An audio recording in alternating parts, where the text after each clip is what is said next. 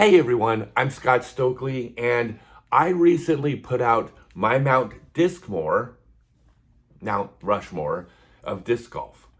And on my mountain, I put four individuals that I thought were most responsible for making the game what it is today. And none of those were purely just players. I truly believe that players, all of us, are the beneficiaries of the inventors and the creators and the sponsors and the course designers and the people that gave us this opportunity to play. So on my Mount Discmore, that's who I had. And then y'all got mad at me. Okay, not a lot of you. But a few of you pointed out that they felt that it was a bit of a bait and switch. They wanted to know who I thought the top four players were. And I get it.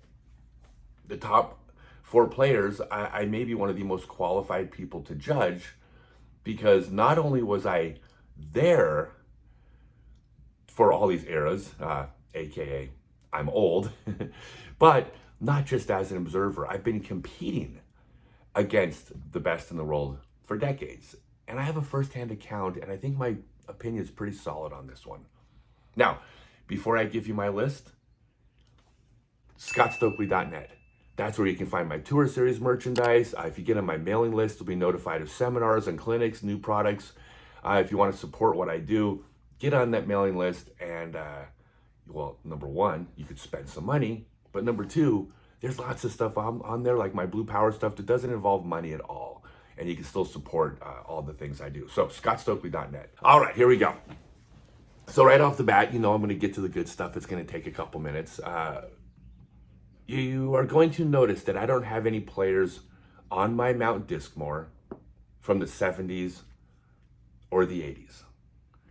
Now, this does not mean the players of those eras were not great. They were great. I'll explain in a minute why they're not on there. But first, naturally, sports evolve. There's this debate that pops up once in a while comparing players of the old days to the modern players and which players were better. Look, that is the dumbest debate. I'm sorry. But it makes no sense. Of course, modern players as a group are going to be better. I mean, right off the bat, you have a pool of players 50 times as large to choose from. I mean, you take a random sampling of 50 times as many people, you're going to get 50 times as many players of that natural ability. Not only that, you have players starting as juniors. Now, this doesn't mean you can't get good at something or even great at it when you start as an adult, but there is an advantage to taking up a sport as a child. Your body literally develops into the mold of that athlete. You can't overstate the importance of that big picture. And then you have all these juniors and young players that have YouTube videos. And they have top pros in their town or their region that they can emulate and learn from and be coached by. Back in the 90s, not that I was the only person, teaching. I mean, there were people that would teach regionally and do local clinics. And there were even some people that taught Frisbee at colleges. But I went to 220 cities to do a professional disc golf throwing clinic. In that decade, if you didn't come to one of my clinics, you might not have been taught disc golf that decade. Like, who are you going to learn from? Another player in your town who doesn't know how to throw properly either? I mean, modern players have these advantages older players simply didn't have. Older players are making this stuff up. So, yeah, the modern players are better. But having said that, and I'm always straight with you guys, I'll tell you the God's honest truth. Take a modern player, bring him back to the 80s and 90s, give him a month to learn the old discs. I mean, they'll get the old discs figured out, but give them a month to learn the old discs. Put them on a 5,100-foot woods course and put them up against Jeff Malton, Rick Folks, Jeff Lissaman, oh my God, Mike Moser, Carlton Howard, Stan McDaniel, Larry Leonard, Walt Haney. You put a modern player against those players on those types of courses that they evolved on, the modern player gets beat more times than they beat the older players. Like, Every top pro from the modern era comes back on these little courses. They're shooting 13, 14 down easily, comfortably. The players I just mentioned are shooting 15, 16. There was a skill set involved in taking a beat up, effectively DX disc or pre-golf disc, putting it on a hyzer, throwing it through a window, having it turn over into an anhyzer angle through another window, hit the ground to a cut roller, and as it's rolling one direction, it continues to stand up and roll the other direction. Every player I mentioned could do that shot in their sleep. I'll say one other thing an older player can do that modern players don't even realize they had to do. Back in the old days, you threw your shot, you knew what your disc was going to do, it hit a tree. You looked at that disc. The disc was warped, just a little warp in it. Older players all had to have the skill of looking at that warp in the disc, determining how that disc is going to now fly differently and account for it on the next shot. And then still birdie 15 or 16 holes on a course with that disc. So the older players were great. Here's why they're not on my list, on my Mount Discmore. Parity. When I started looking back and started making a list of considerations from the old days, I started with Victor Malafronte. But as soon as I thought about Victor, I thought about Ken Westerfield out east, and then Mark Horn and Scott Zimmerman out west, and then of course Johnny Sias and Eric Marks and Steve Weiscup, Dave Greenwell, Mike Sullivan, Don Wilczek, Sam Ferens. I already mentioned Jeff Lissaman.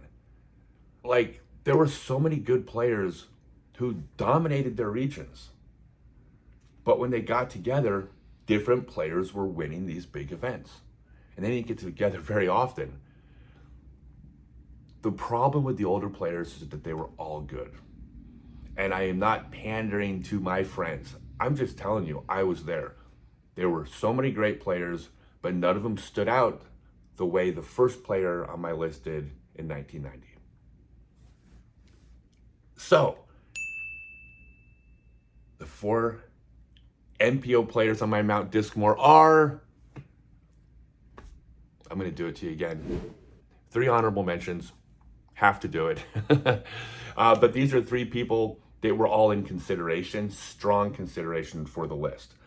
The first was Nate Doss, and I'll go through these briefly, but 3 world titles, 1 USDGC, 8 NT wins. The thing that was so special about Nate Doss is he didn't win small tournaments. He was one of those players that, I don't know if he just didn't care about the smaller tournaments, but not that he didn't win small tournaments, obviously, but he was the player more than anyone ever that just said, oh, this is the World Championships? Oh, I better bring my A game. And then he would win. He won the big ones. So you cannot take anything away from him. He was so close to making it on the mountain. The second player was Dave Feldberg. Dave was, first off, he was a world champion, a USDGC champion. He won 5 other majors, 18 NT tournaments. Dave was just a model of consistency. I think he finished top 10 at the World Championships, and maybe I have this wrong, but I think 12 years in a row. Not so hard to do in the early 2000s, but as the sport evolved and got more and more competitive, that became harder and harder. You slip a few strokes, you drop out of the top 10. Dave was always there. He was just smooth, he was technical, he was just clean. He just played solid, clean, consistent golf. As well as anyone who ever did it. And the third player is someone that I'm going to give the name Swede. And if I lived in Sweden, I could tell you which Swedish player to put on the list. I can't. All I know is that Fredrik Granesen, Thomas Ekström, Svante Eriksson, Jesper Lundmark, Marcus Schellström, and others, when they came to the U.S., which was only once a year, they were as good as the top players in the U.S.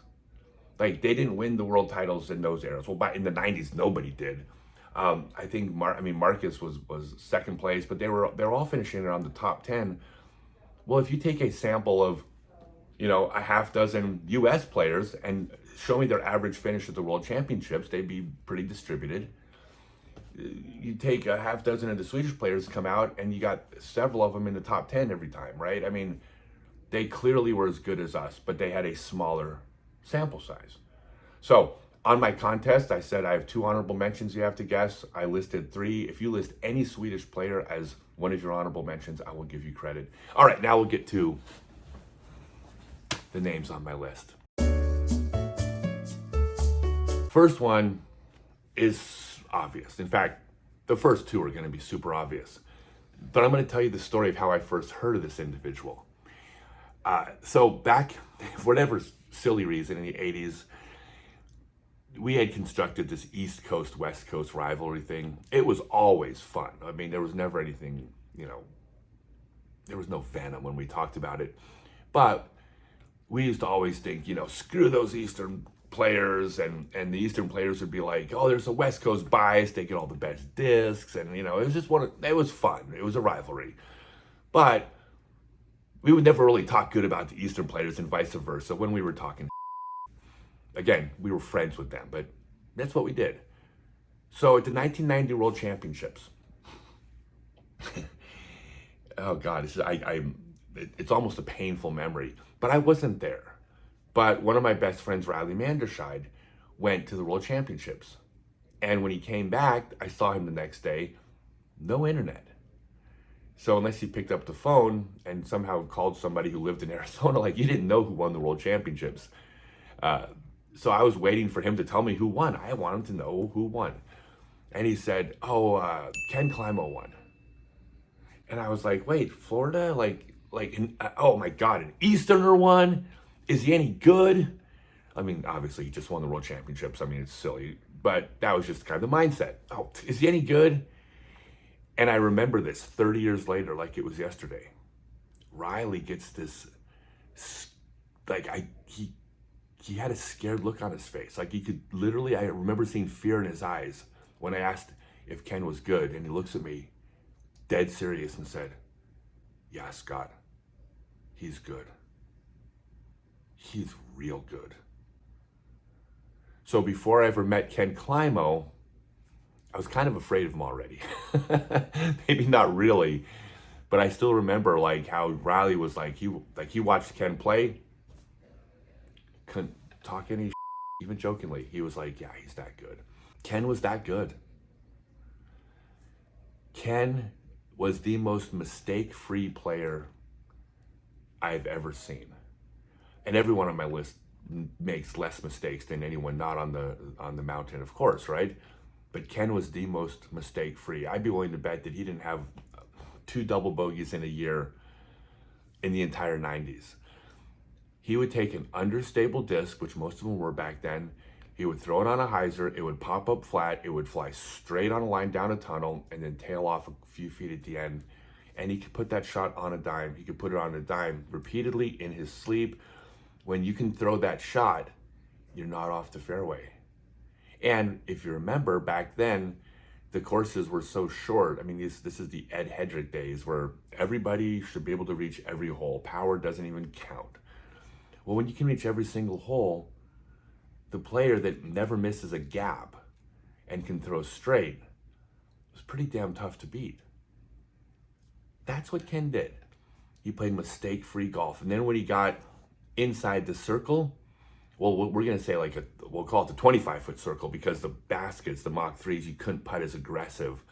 So putting was much harder back then. So what would be viewed as a circle might be a little bit smaller, but he was virtually mistake-free. Ken at his best, if he played today, tracking stats, regardless of how you think Ken would do because of power and sidearm. We'll talk about that in a minute. But he might be number 1 in circle 1 putting to this day. Hard to beat. The funny thing about Ken and competing against him, I mean, first off, it was frustrating as hell because he was so damn good. He would beat me just about every time we played. People ask me hey, how's Ken doing? Are you going to get Ken back out on tour? And it's I don't talk to Ken. I've never had Ken's phone number. Ken and I weren't friends. Now, that does not mean Ken and I were enemies. And it had nothing to do with being competitors on the course. I mean, all my best friends were top level disc golfers who I got to compete with every weekend. You know, Mike Sayre and Mike Moser and Brad Schick and Kevin McCoy and Jeff Lissaman, Mike Randolph, right? Ken and I had very different personalities. Ken was intense. He was aggressive. He was confrontational. You know, he's going to win at all costs. I was like, I just wanted to always have fun. I mean, I wanted to win as much as anybody, but I'm not going to get upset. I'm going to have fun. I'm avoiding confrontation. I don't want to deal with that. I mean, we had different personalities. This is not to say that Ken was wrong. If you look back through the history of sports, probably most of the top athletes in their sport had that attitude that Ken had. So this is not at all to say there was anything wrong with that. It's just that we just didn't mesh, and we were just two different people. We got along, we were competitors, we were friendly, but just so very different. I don't know if that's the difference of why I couldn't get over the hump with Ken. It very well might have been, could have been. I'm okay with that. I like, being who I was. Ken was better. And in fact, the first time I felt okay about Ken beating me every single time we played just about. By the way, when Ken went on his run of world championships, the trivia question is, well, who is the only player to finish second to him twice? That would be me. It was just one of those things, and it was very hard to deal with. But I heard an interview with Charles Barkley, and he said that his daughter asked him one time, why couldn't you beat Michael Jordan? And Charles Barkley said to his daughter, because Michael was better than me. And that was it. As soon as I heard that, that's the first time I had kind of closure on the whole thing. Ken was better than me. He was better than everybody. He was better than us. That's why he won. He was the best. Certainly through that era, he was the best to ever do it. It's hard to even put anybody in second place. So, Ken's on my list. Just a quick run through of his stats: 12 world titles, 3 Masters world titles, 5 USDGC, 221 wins, and 14 NT wins. Obviously, slam dunk. Ken is the first name to go on the Mount Discmore players. Number 2, equally obvious, it's Paul McBeth. The only reason someone might not put Paul there is because you say, well, he's more of a modern player who's still playing. Who cares? Obviously, Paul goes on the list. Paul's ability to get into a different place is matched by no one who's ever done this. Ken was, the model of consistency. He never played bad. Well, Paul doesn't play bad either. When Paul gets into that Paul zone, McBeast mode, whatever you want to call it, it's the scariest thing I've ever seen on a disc golf course. It's unbeatable when he's playing at that level. Paul's the first true rock star of our sport. One of the problems that Ken would have had was that there wasn't social media back then.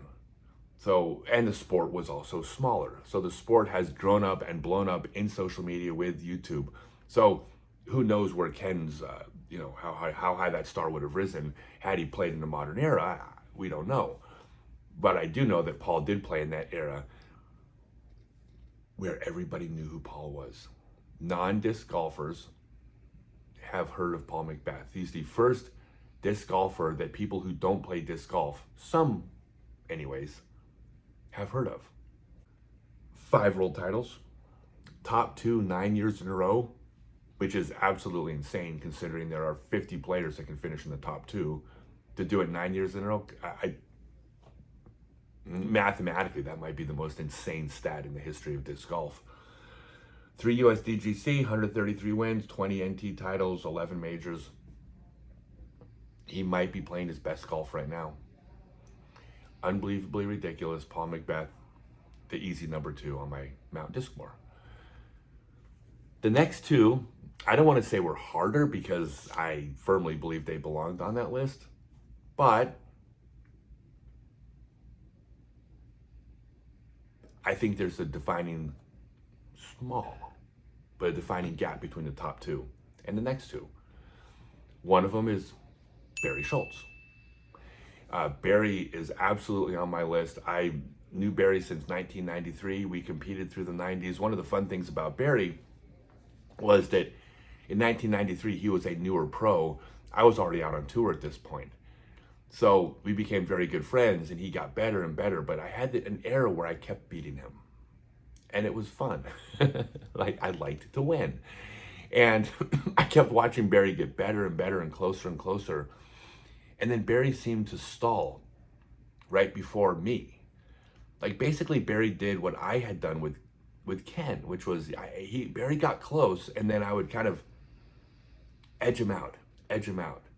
Like, he didn't, it took a little while to get over that hump because I was more established at that point. And then I remember when he did it. It wasn't the first time he ever beat me, but it was the first time he ever stepped up in this event. He did it at the Veterans Park Open, and he beat me. He beat me clean. I played well. He played better. And then he beat me the next tournament. And then the tournament after that. And the tournament after that. It's like once he got over the hump that I never could get over with Ken, he was off and running. And he went on to be a better disc golfer than me. I absolutely 100% concede that Barry at the top of his game was a better player than I ever was. Barry was better than me. But there was this defining line that I always think of when I think about me and Ken, because I couldn't get past that hump with Ken. Barry sure did. Barry got past it. Ron Russell was the first player to get past the Ken hump. Like, there's something mental that I wasn't able to muster. Those guys were. Barry went on to win the World Championships twice, 3 US DGCs, 1 Masters of the World title, 198 wins, 17 NT wins. He got past the Ken Climo hump. I mean, once he kicked me to the curb, which he did, the next thing he tackled was the Ken mountain. Ken got over that. Barry got over that mountain. Barry has something up here in his head that, I don't know if it's confidence, I don't know what it is, but he didn't let the aura of Ken get in his way. And Barry went on to have an era where Barry was the best player in the world. Now, Ken and Barry were neck and neck, right? But I mean, when Barry's winning these tournaments, he gets the nod. So he was the first player to have an era after Ken. He's one of my favorite people in the world, one of my best friends ever in this sport. I love the man to death, and I'm happy to put him on my Mount Discmore. I think he deserves it. All right, the fourth name could almost be considered controversial. You know, there's this thing in sports called recency bias. All of us, or at least most of us, suffer from it. Like, you could be a basketball fan for the past 60 years, and you could easily, honestly view the best basketball player of all time, going from Bill Russell to Wilt Chamberlain to Oscar Robertson to Kareem Abdul-Jabbar to Magic Johnson to Larry Bird to Michael Jordan. Oh, now LeBron James is the best to ever do it. And you would honestly believe that each of those opinions were true, because the thing we see most recently we think is the best. I mean, it happens in mixed martial arts all the time. All the current champions are better than anybody ever in their division. People will argue. It's not true, but that's how we view it. So I was afraid I would have recency bias with this pick, because it is a truly modern player who is maybe not even at the peak of their game yet. They might do more after this video than they've done before it, scary as that sounds. But I factored in recency bias. I factored in that may be happening, and I still couldn't get past it. Ricky Wysocki is one of the 4 best players to ever disc golf. I have to put him on there. And by the way, you can argue that he doesn't belong on there just simply because he's a recent player. I'll totally concede that point to you, that that's a valid opinion. But he passes the eyeball test. Okay, so it's not just the eyeball test. I mean, obviously, he's got 2 world titles. He tied for another one, 12 NTs, 117 wins, 6 majors, 7 DGPT Elite Series. I mean, now it's Elite Series. It was NTs. There were majors. I won like a dozen Super Tours back in the day. That would be like the elite series of today. So they're called different things. But he definitely has the resume on paper. In fact, the only thing he suffers from is the fact that he's still that damn good. But when I watch Ricky play, I see a level of talent that is truly second to none. He's the best putter I've ever seen. Now, I said that Ken, they're all, oh my God, all four of these players are in contention. But if I had to pick somebody to make a putt for me, it's Ricky. And I always go back and forth between Ricky and Paul and Ken. But if you ask me right now today, that's who I push my chips towards. He has power, he has a sidearm, but he has a touch game that is also second to none for a modern player. Like, he has finesse. I still don't think it's as good as the players from the 80s at those courses, but it's compared to the modern players who are out there just practicing 500-foot throws and having to put, 460-foot par threes that are through tunnels. Ricky can step up and throw 160 feet as close to as well as anybody that's done it. I think Ricky's best golf is still to come, which is terrifying. But Ricky, when I watch him play, and I think about any other player other than those three players, I can't think of anybody that I would put my money on at any point in their careers over Ricky. So that's why he gets onto my list. So those are the 4 names on my list. Please comment down below. Tell me where I'm wrong. I know I gave much more time to Ken, but I spent much more time getting to know Ken.